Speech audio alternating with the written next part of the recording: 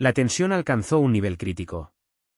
Mientras Polonia activa la alerta máxima y Varsovia retira urgentemente a sus comandantes militares, una sola frase pronunciada por Donald Trump hiela el aire hasta los huesos. ¿Qué hay detrás de estas palabras? Los primeros signos de sangre aparecen en provocativas maniobras militares, y se registran muertes incluso antes de que se intensifique el conflicto. Las Fuerzas Armadas europeas ya están posicionadas en primera línea, no para luchar, sino para enviar un mensaje claro a Moscú: cualquier nueva agresión tendrá consecuencias devastadoras. La pregunta candente: ¿tendrá la OTAN el coraje de actuar y cómo responderá el Kremlin a este desafío? Este jueves, 4 de septiembre, los acontecimientos se desarrollan a un ritmo acelerado. Información exclusiva, decisiones que podrían cambiar el curso de la guerra y declaraciones que encienden una chispa de esperanza. ¿El fin del conflicto podría estar más cerca de lo que imaginamos? Siga el boletín urgente de Nesta, donde se enterará primero, y con mayor claridad, de todo lo que está sucediendo en Rusia, Bielorrusia, Ucrania y en el escenario global. No te pierdas ni un solo detalle. Mientras tanto, en París, una coalición sin precedentes se reúne no para pronunciar discursos vacíos, sino para elaborar un plan de seguridad concreto para Ucrania.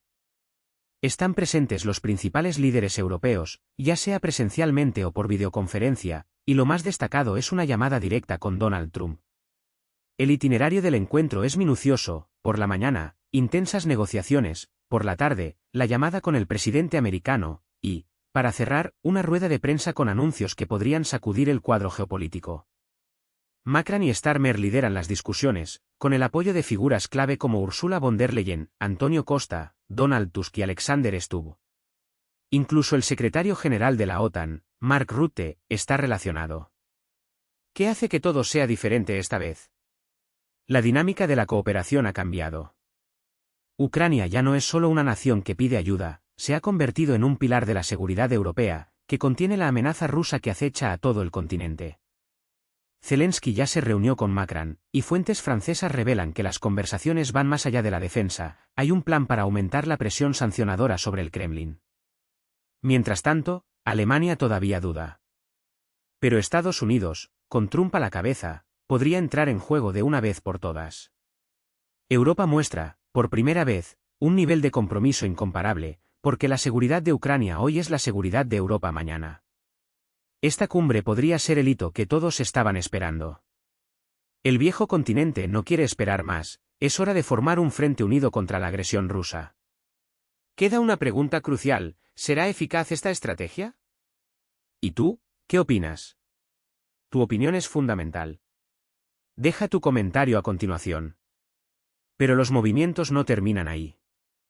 Europa está preparando un gesto audaz: enviar tropas a Ucrania, no al frente, sino como demostración de fuerza. Francia y el Reino Unido lideran el movimiento, seguidos por las naciones bálticas.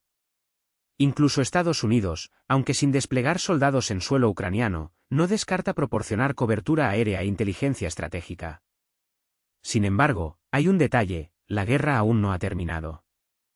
Mientras los diplomáticos dibujan escenarios post-conflicto como congelar las líneas del frente, reanudar la vigilancia por satélite y reconstruir un muro de acero ucraniano, queda una pregunta: ¿quién garantizará todo esto? Francia y el Reino Unido están preparados, pero otros, como Alemania, Canadá, Japón y Turquía, todavía dudan. La idea es crear una ilusión de paz donde no existe. Europa parece estar diciéndole a Zelensky: si usted cede territorio, no lo aceptaremos simplemente, protegeremos su posición para que Moscú no se atreva a avanzar. Pero el Kremlin ya ha dado su respuesta: no hay tropas extranjeras en suelo ucraniano. Para ellos, cualquier garantía de seguridad es inaceptable, un pretexto para que la OTAN se infiltre. Rusia no cederá y su posición es clara: vetar cualquier intervención. Mientras los políticos debaten cifras y estrategias, los militares ya se están preparando para actuar. Una de las propuestas en discusión, defendida por la primera ministra italiana, Giorgia Meloni, es un sistema de garantías personales para los países occidentales, una especie de mini artículo 5 de la OTAN. Otra alternativa es un pacto bilateral entre Estados Unidos y Ucrania. El objetivo es único: mostrar a Moscú que el próximo paso no será contra Kiev, sino contra Occidente. La presencia simbólica de tropas francesas en Kharkov, por ejemplo, podría ser suficiente para hacer retroceder al Kremlin. Y la Casa Blanca da un mensaje directo: Estados Unidos no reducirá sus tropas en Polonia. Por el contrario, si Varsovia lo solicita, Washington está dispuesto a aumentar el contingente. Trump fue categórico en su reunión con el presidente polaco: Estados Unidos apoyará a Polonia incondicionalmente. Actualmente hay alrededor de 10.000 soldados estadounidenses en el país y, a pesar de algunos ajustes logísticos, como la retirada parcial del personal de la base de Jesionka, el mensaje es claro: no habrá retirada. Después de todo, Polonia es un aliado estratégico y Estados Unidos mantiene alrededor de 37.000 soldados en Alemania, 13.000 en Italia y 10.000 en Polonia, todos ellos financiados por los países anfitriones. Ucrania es soberana. Si Kiev decide dar la bienvenida a las fuerzas internacionales para garantizar su paz, esa es su elección, y nadie, y menos aún Putin, tiene derecho a vetarla. Ha llegado el momento de dejar de sobreestimar el poder del Kremlin. Mientras la diplomacia avanza, los ejércitos se preparan. El juego ha cambiado y esta vez Europa no se anda con rodeos. La diferencia entre la Europa que actúa y la que simplemente observa está en los números y en las opciones. Mientras algunos calculan los riesgos con vacilación, países como Polonia ya han demostrado que la seguridad no es un gasto, sino una inversión estratégica. Estados Unidos gasta alrededor de $15.000 por soldado estadounidense al año en suelo europeo. No es un costo. Es un seguro contra la guerra. Un seguro que rinde dividendos en estabilidad, disuasión y, sobre todo, en vidas salvadas. Polonia no solo lo entiende, sino que está dispuesta a ampliar esta presencia. No por sumisión, sino por convicción. El presidente polaco, en su primer viaje al extranjero, lo dejó claro: el encuentro con Trump no fue protocolario. Fue estratégico. La ampliación de la presencia militar estadounidense estaba sobre la mesa, y la invitación a Trump a visitar Varsovia fue más que un gesto diplomático, fue una señal. Una señal de que Europa Central no está esperando pasivamente el próximo paso de Moscú. Ella se prepara. Mientras tanto, Canadá asestó un golpe preciso donde más duele, en el bolsillo del Kremlin. El nuevo límite al petróleo ruso, $47.60 por barril, una reducción del 12%, no es solo una medida económica. Es una declaración de guerra financiera. Un mecanismo automático garantiza ahora que el precio siempre estará un 15% por debajo del mercado, sofocando la maquinaria de guerra de Putin. El ministro de Finanzas canadiense fue contundente: el objetivo es limitar la capacidad de Rusia para financiar su agresión contra Ucrania. Traducción: cada barril vendido será un barril menos para bombardear Kiev. Y no es solo Canadá. La Unión Europea y el Reino Unido están alineados. Las sanciones no son temporales. No son simbólicos. Son permanentes, implacables y están diseñados para estrangular. Con cada caída del precio del petróleo ruso, con cada restricción adicional, el círculo se cierra más. Putin se queda con menos dinero, menos municiones y menos opciones. Quienes todavía dudaban deben comprender ahora: Occidente no solo está luchando en el campo de batalla.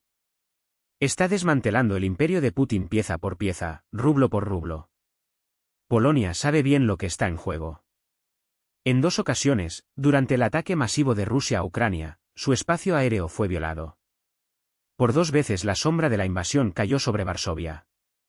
Pero como dejó claro el general Kukula, jefe del Estado Mayor polaco, todo estaba bajo nuestro completo control. No por casualidad. En el incidente del 20 de agosto, cuando una explosión en territorio polaco encendió las alarmas en toda Europa, las Fuerzas Armadas polacas aprendieron, se ajustaron y se fortalecieron. Esta vez la respuesta fue inmediata, coordinada y letal. Los aviones polacos y aliados despegaron para interceptar la amenaza. El espacio aéreo estaba blindado. Y cuando la aviación rusa se retiró, el mensaje quedó claro: la OTAN no es un escudo pasivo. Es una espada afilada. Pero la tensión persiste. Cada mañana puede comenzar con una alerta. Cada violación del espacio aéreo es un recordatorio de que la paz en Europa no es un hecho, es un logro cotidiano, sangriento y costoso. Mientras tanto, en Bielorrusia, el régimen de Lukashenko intenta enmascarar su incompetencia con retórica. Un cadete muere en un ejercicio de paracaidismo. La versión oficial habla de una de emergencia en el aire, pero las preguntas persisten: ¿fallo del equipo? ¿Error humano? Otra víctima de la corrupción que corroe a las Fuerzas Armadas bielorrusas. Los funcionarios ofrecen secas condolencias y vagas promesas. La familia recibe el silencio. Y el viceministro de Defensa aparece en el lugar como si su presencia pudiera borrar la negligencia. No puede. Y luego, Lisboa. Una ciudad que ayer lloró. El funicular Gloria, símbolo de encanto y tradición, se ha convertido en una trampa mortal. 50 vidas tomadas. 18 heridos. Una escena de horror, metal retorcido, sangre en el suelo, objetos personales esparcidos como recordatorios de un día que nunca debería haber terminado así. Los testigos hablan de una pérdida repentina de control, como si los frenos hubieran desaparecido. El gobierno promete una investigación. La gente ya sabe la respuesta: negligencia, abandono, infraestructura obsoleta. Lisboa está de luto. Y el mundo debería prestar atención. Porque tragedias como esta no son accidentes aislados. Son síntomas de un sistema que falla cuando más lo necesitas. De una Europa que, en algunos frentes, todavía actúa demasiado tarde. Pero hay una diferencia entre quienes aprenden del dolor y quienes lo repiten. Polonia aprendió. Ucrania resiste. Occidente refuerza su control. Y mientras Moscú gasta sus últimas fichas en propaganda y amenazas vacías, el resto del mundo mueve piezas en el tablero real. Manténganse al tanto. Comentario. Compartir.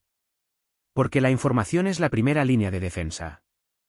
Y el próximo paso puede estar más cerca de lo que pensamos. Nos vemos pronto. Y que las noticias sean buenas para nosotros.